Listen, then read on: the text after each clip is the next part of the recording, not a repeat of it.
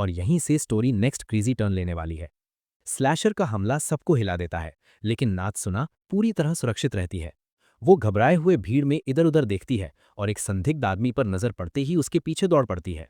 इसी बीच खजरेदा एक सुनसान गली में द डेडली सिन सीरीज की एक रहस्यमयी किताब पाता है, लेकिन जैसे ही उसे उठाने जाता है वो एक जाल में फंस जाता है। काजुरियो को अचानक अपनी बहन याद आती है, कैसे वो अपने भाई से जुड़ने के लिए इकियामा बुक सीरीज पढ़ने की कोशिश करती थी, क्योंकि उसका भाई किताबों से बेहद प्यार करता था। वर्तमान में काजुकिनो अपनी पुरानी अपार्टमेंट में बंधा हुआ होश में आता है और चौंक जाता है जब वो अपनी बहन मदोका को देखता है, जो किसी तरह से उसकी कुत्ते वाली वर्तमान शक्ल के पीछे उसका असली रूप पहचान लेती है। काजुहितो को लगता है कि मदोका उसकी सोच सुन सकती है, जिससे उसे उम्मीद मिलती है कि शायद वो अपने परिवार के पास वापस जा पाएगा। लेकिन जल्द ही उसे पता चलता है कि मदोका ये सब सिर्फ नाटक कर रही थी, वो वास्तव में उसकी बात नहीं सुन सकती। काजुहितो की मौत से पहले मदोका चाहती थी कि वो गांव लौट आए और परिवार के साथ रहे, लेकिन वो उसे मना नहीं कर पाई। अब वो अपराध बोध में डूबी हुई है और अपने भाई की रक्षा करने की उसकी इच्छा पूरी तरह विकृत होकर पागलपन में बदल गई है।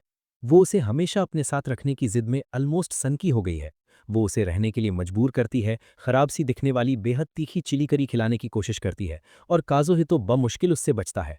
जैसे ही मदोका अचार लेने बाहर जाती है, नात्सुना काजुहितो को ढूंढ लेती है और अपने घर ले आती है। मात्सुनो गुस्से में मदोका से बदला लेना चाहती है, लेकिन काजुहितो बताता है कि मदोका उसकी बहन है। ये सुनकर नात्सुना को शर्मिंदगी होती है। अगर उसने काजुहितो से शादी की होती तो मदोका उसकी भाभी बनती। मदोका की हरकतों पर शक और गहरा हो जाता है जब उन्हें पता चलता है कि उसने नात्सुना नाम की किताब का यूज करके काजुहितो को फंसाया था। मात्सुनो को लगता है कि मदोका ही स्लाशर हो सकती है, हालांकि काजुहितो इससे इनकार करता है। फिर भी वो नात्सुना के साथ मिलकर और जांच करने के लिए तैयार हो जाता है। अगले दिन वो सामिया हॉल के पास मदोका को ढूंढते हैं, लेकिन वो कहीं नहीं मिलती। वहां उन्हें सुजुना मिलती है, जो बताती है कि स्लैशर फिर दिखाई दिया है। नात्सुना सुजुना को डांटते हुए जानकारी लेती रहती है और सुजुना उसी में खुशी के मारे घुटनों पर गिर जाती है। सुजुना एक नई जानकारी देती है। कल रात पार्क में एक लड़की देखी गई थी जो आकियामा शिनोबू की किताबें काट रही थी और रो रही थी। उसका वर्णन मदोका से मिलता जुलता था। ये सुनकर काजुहितो बेचैन हो उठता है। वे पार्क पहुंचते हैं और वहां जलाए हुए पन्नों के टुकड़े पाते हैं। अचानक मदोका आ जाती है और काजुहितो को देखकर बहुत खुश होती है। मात्सुनो कह देती है कि जिस भाई को वो पुकार रही है वो उसका कुत्ता है, और दोनों में बहस शुरू हो जाती है। मदोका स्वीकार करती है कि उसने ही पिछली रात किताबें नष्ट की थीं, सिर्फ इसलिए कि काजुहितो को वहां खींच सके। दोनों लड़कियां लड़ने वाली होती हैं कि काजुहितो बीच में कूद के रोक देता है। तभी नात्सुना एक स्मोक बॉम्ब फेंकती है और काजुहितो को लेकर गायब हो जाती है। घर पहुंचकर नात्सुना काजुहितो से कहती है कि उसे यकीन है मदोका ही स्लैशर है। वो मानती है कि मदोका को लगता होगा कि आकियामा शिनोबू उसके भाई को उससे दूर ले जा रही है, और किताबें काजुहितो के लिए उससे ज्यादा महत्वपूर्ण थीं। काजुहितो की मौत के बाद मदोका मानसिक रूप से टूट गई और किताबों और आकियामा को उसकी मौत का कारण मानने लगी, क्योंकि उन्हीं की वजह से वो टोक्यो रुका रहा। काजुहितो ये सब सुनकर डर जाता है कि उसका परिवार उसकी मौत के बाद क्या महसूस करता होगा, लेकिन वो मानने से इनकार करता है कि मदोका स्लाशर हो सकती है। वो कसम खाता है कि अगर वो सच में स्लाशर निकली तो वो खुद उसे रोक देगा।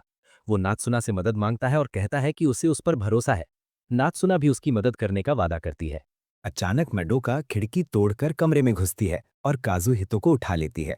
वो बताती है कि उसने उस पर एक ट्रैकिंग डिवाइस लगाया था। तभी नात्सुनो अपनी असली पहचान बताती है।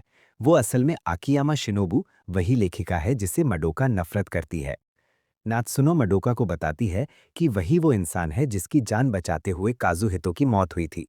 काजुहितो उस चोर के हमले से उसे बचा रहा था जब उसकी जान गई। मडोका उसकी बात सुनना नहीं चाहती, लेकिन नात्सुनो उसे समझाती है कि अगर काजुहितो जिंदा होता तो वो मडोका की इन हरकतों से बिल्कुल खुश नहीं होता। मडोका ये समझती तो है कि वो सही कह रही है, लेकिन फिर भी अपने असली एहसासों से भागती है और खिड़की से कूदकर भाग जाती है और उस कुत्ते को भी साथ ले जाती है। नीचे उतरते ही मडोका मान लेती है कि वो सच में विश्वास नहीं करती कि ये कुत्ता उसका भाई है। काजुहितो की मौत के बाद वो टोक्यो की गलियों में उसे ढूंढती रही, इस उम्मीद में कि शायद वो कहीं मिल जाए। उसने उसकी पसंदीदा किताब का इस्तेमाल करके एक जाल लगाया था, क्योंकि उसे लगता था कि वही किताब सिर्फ उसका भाई उठाएगा। खुद को एक बुरी बहन मानते हुए मडोका रो पड़ती है। उसे लगता है कि उसने अपने मरे हुए भाई को निराश कर दिया। काजुहितो उसे दुनिया की सबसे अच्छी बहन मानता है, लेकिन वो उसे ये बता ही नहीं सकता। अचानक नात्सुनो पहुंच जाती है और बताती है कि उसने भी काजुहितो पर एक ट्रैकिंग डिवाइस लगाया था। लड़ाई के लिए तैयार मडोका एक अजीब सी इलेक्ट्रिक चाकू निकालती है, टूमियर, जो उसने मेल ऑर्डर से मंगवाया था, और उसी से वो काजुहितो के लिए खाना बनाया करती थी। काजुहितो हैरान होता है क्योंकि उसने ये चाकू कभी देखा ही नहीं था। नात्सुनो अपनी कैंची निकालती है और दोनों के बीच लड़ाई शुरू हो जाती है। शुरुआत में वे बराबरी पर रहती हैं, लेकिन मडोका अपना जेनोसाइड मोड एक्टिवेट कर देती है और उसका चाकू एक चेनसॉ में बदल जाता है। हथियार बेहद ताकतवर हो जाता है, लेकिन नात्सुनो हर वार से बच निकलती है। आखिरकार मडोका की चेनसॉ एक पेड़ में फंस जाती है और नात्सुनो उसके ब्लेड काट देती है। मडोका फिर डिस्ट्रॉय मोड एक्टिवेट करती है और टूमियर एक तोप में बदल जाता है। वो एक अजीब सा गोला दागती है, लेकिन नात्सुनो उसे आधे में काट देती है, जिससे वो उसके पीछे जाकर फट जाता है। ये देखकर मडोका सदमे में घुटनों पर गिर जाती है। लड़ाई खत्म होने के बाद मडोका और नात्सुनो आम इंसानों की तरह बातचीत करने लगती हैं। मडोका मानती है कि उसने नात्सुनो की किताबें इसलिए फाड़ी क्योंकि काजुहितो ने कहा था कि किताबें बेचने से लेखक को रॉयल्टी नहीं मिलती। जब नात्सुनो उससे पूछती है कि क्या उसका स्लैशर घटनाओं से कोई संबंध है, तो मडोका साफ मना कर देती है। कुछ देर बाद काजुहितो बाहर सुजुना को देखता है और शक करता है कि स्लैशर से जुड़ी सारी जानकारी सुजुना ने ही फैलवाई है। शायद उसने लोगों को पैसे देकर झूठ बुलवाए हों। उसे लगता है कि सुजुना की मंशा थी काजुहितो को किसी खतरनाक मौके पर डालकर नात्सुनो की राइटिंग स्लम से निकालना। जब वो सुजुना से ये कहता है, सुजुना मान भी लेती है कि वो नात्सुनो और उसकी किताबों के लिए कुछ भी कर सकती है। काजुहितो उसे चेतावनी देता है कि नात्सुनो की राइटिंग में दखल ना दे। सुजुना नात्सुनो और काजुहितो की बढ़ती बॉन्डिंग देखकर मुस्कुराती है और सोचती है कि अगर कुत्ता मर जाए तो नात्सुनो कैसी कहानी लिखेगी। जाते हुए वो कहती है कि काजुहितो के पास उसका कोई सबूत नहीं। तभी नात्सुनो खुद सामने आ जाती है। वो सब सुन चुकी होती है। वो सुजुना की सारी झूठी बातों का पर्दाफाश कर देती है और बताती है कि वो तो पहले ही अपनी राइटिंग स्लम से निकल चुकी थी और सुजुना का स्लैशर वाला नाटक पूरी तरह बेकार था। वो सुजुना को चेतावनी देती है कि वो तभी उसके साथ अच्छा व्यवहार करेगी जब वो आगे से दखल ना दे। ये सुनकर सुजुना डर जाती है। अगले दिन नात्सुनो स्टेशन पर मडोका से मिलती है। जब वो घर लौट रही होती है, वे एक शांत बातचीत करते हैं और नात्सुनो से अनुमति देती है कि वो कुत्ती को काजुहितो कह सकती है। ये सुनकर मडोका खुश हो जाती है। मडोका के चले जाने के बाद काजुहितो सोचने लगता है कि असली स्लैशर का क्या हुआ। तभी सुजुना आती है और बताती है कि उसी रात जब नात्सुनो ने उसे स्लैशर पकड़ने को कहा था, उसने उसका सामना किया और उसे हरा दिया। काजुहितो बाद में होंडा बुक सेलर्स जाता है नात्सुनो का नाम लेकर अपनी पसंदीदा किताबें लेने के लिए। वो जल्दी से सुजुना के पास पहुंचता है ताकि वो किताबें पहुंचा दे, इससे पहले कि योई आए, क्योंकि उसे डर है कि वो उसे गोद में उठाकर दुलारने लगेगी। उसका डर सही साबित होता है। योई आ जाती है और उसे पकड़कर जोर जोर से खेलने लगती है। वो बताती है कि वो जल्द ही शहर छोड़ देगी। घर लौटकर काजुहितो नात्सुनो को बताता है कि शायद योई का परिवार दुकान बंद करके कहीं और जा रहा है, लेकिन नात्सुनो इसे गंभीरता से नहीं लेती और अपने लिखने में लगी रहती है। काजुहितो उसे मजबूर करता है कि वो उसकी बात काजुहितो अपनी होंडा बुक सेलर से जुड़ी भावनात्मक कहानी सुनाना चाहता है, लेकिन नात्सुनो उसे पूरी तरह नज़रअंदाज कर देती है। इसके बावजूद वो अपने अतीत की कहानी सुनाने लगता है कि कैसे उसका उस बुक स्टोर से रिश्ता बना। फ्लैशबैक में काजुहितो बताता है कि जब वो पहली बार टोक्यो आया, उसे सुमिया हॉल के मैनेजर से मिलना था, लेकिन रास्ता भटक कर वो होंडा बुक स्टोर पहुंच गया और जैसे किसी खिंचाव से अंदर चला गया। अंदर एक बूढ़ी औरत सुजुना को डांट रही थी। कह रही थी कि उनके स्टोर की किताबें बोरिंग हैं, यहाँ तक कि आकियामा शिनोबु की किताबें भी। काजुहितो ये सब बर्दाश्त नहीं कर पाया और जोश में आकर उसने किताब की तारीफ में लंबा भाषण दे डाला। लेकिन वो बोलता रहा और बोलता रहा, और जब होश आया तो पता चला कि वो बूढ़ी औरत तो काफी पहले ही चुपचाप भाग गई थी। तभी स्टोर के मालिक आए और गलत फहमी में समझे कि वो उनकी बेटी को परेशान कर रहे हैं, लेकिन सुजुना ने तुरंत समझाया कि उल्टा उसने ही उनकी मदद की थी। आभार के रूप में दुकान के मालिक ने उसे किताब मुफ्त में लेने को कहा। मालिक उसकी पसंद देखकर दंग रह गए। काजुहितो के किताबों के स्वाद, खासकर रेयर एडिशंस के लिए उसका जुनून देखकर उन्होंने उसे स्टोर के कूपन, गिफ्ट कार्ड सब कुछ दे दिया। धीरे धीरे काजुहितो का होंडा बुक स्टोर से गहरा रिश्ता बनने लगा। फ्लैशबैक खत्म होता है और काजुहितो नोटिस करता है कि नात्सुनो तो उसकी कहानी सुनते सुनते सो चुकी है। वो राहत महसूस करता है कि सोते हुए वो उसके विचार नहीं सुन सकती, तो मजाक में उसके फ्लैट चेस्ट की टांग खींचने लगता है। लेकिन तभी नात्सुनो अचानक जाग जाती है और उसकी सारी बातें सुन लेती है। गुस्से में वो अपनी कैंची उठाती है और काजुहितो को पकड़कर उसके बाल थोड़े काट देती है, उसे सबक सिखाने के लिए। अगले दिन काजुहितो होंडा बुक स्टोर जाता है, जहां वो सुजुना और उसकी छोटी बहन ययोई को झगड़ते देखता है। गुस्से में ययोई भाग जाती है और काजुहितो को भी अपने साथ ले जाती है।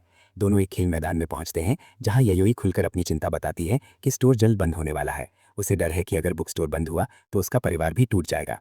सुजुना को यह बात गंभीर नहीं लगती, लेकिन ययोई बहुत परेशान है। स्टोर बचाने के लिए यायोई खुद पहल करती है और काजुहितो को साथ लेकर होंडा बुक स्टोर के विज्ञापन शहर भर में दिखाने लगती है। दोनों ने सिर पर बुक स्टोर के बैनर बांध रखे होते हैं। तभी वे दोबारा उस चमकदार सेलिब्रिटी मैक्सी से मिलते हैं। यायोई उसकी ग्लैमर से इतनी प्रभावित होती है कि उसकी टीम में शामिल हो जाती है। यायोई अपनी समस्या उसे बताती है, उम्मीद करती है कि शायद मैक्सी कुछ मदद करेगी, लेकिन मैक्सी पूरी दुकान को अपने जैसे चमकदार, भव्य और ग्लैमरस तरीके से बदलने की पेशकश करती है। यायोई का दिल टूट जाता है, क्योंकि वो नहीं चाहती कि उनकी साधारण सी छोटी दुकान अपनी पहचान खो दे। वो रोते हुए भाग जाती है। पार्क में भटकते हुए उसे घर जाने का रास्ता भी नहीं मिलता।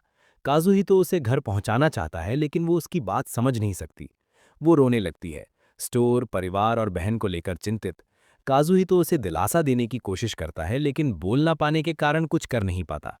इसी बीच नात्सुनो पहुंची और सीधे काजुहितो को दोष देती है कि उसने यायोई को रुलाया है। जब नात्सुनो यायोई से पूछती है कि क्या हुआ, वो बताती है कि उसे घर नहीं जाना क्योंकि उसे लगता है कि सकुरा उससे नाराज है। वो ये भी मानती है कि उसने गुस्से में सकुरा को आई हेट यू कह दिया था और अब उससे माफी मांगने से डरती है। नात्सुनो उसे समझाती है कि माफी मांगना ही सही रास्ता है। आखिरकार यायोई हिम्मत जुटाती है और नात्सुनो के साथ दुकान लौटती है। वहां सकुरा उसे देखकर तुरंत गले लगा लेती है। वो कहती है कि उसे बहस का बहुत अफसोस है। यायोई रोते हुए सच स्वीकारती है कि उसे लगा था कि दुकान बंद हो रही है। सकुरा बताती है कि दुकान बंद नहीं हो रही। यायोई ने अपने माँ बाप की लड़ाई को टीवी के ड्रामा जैसा मानकर गलतफहमी पैदा कर ली थी। वो उसे भरोसा देती है कि सब ठीक है। अगले ही दिन नात्सुनो अपने मिसिंग काले लेस वाले ब्रा को ढूंढने के लिए काजुहितो की मदद चाहती है। वो उससे कहती है कि वो अपनी डॉग स्मेल की ताकत का उपयोग करके उसे ढूंढे। काजुहितो कहता है कि उसे पहले उसकी खुशबू पहचाननी होगी, इसलिए उसे सूंघने देना पड़ेगा। नात्सुनो कुत्ते को उठाकर शर्माते हुए उसे गले लगा लेती है ताकि वो उसकी महक पहचान सके। लेकिन पूरी कोशिश के बाद भी काजुहितो ब्रा ढूंढ नहीं पाता।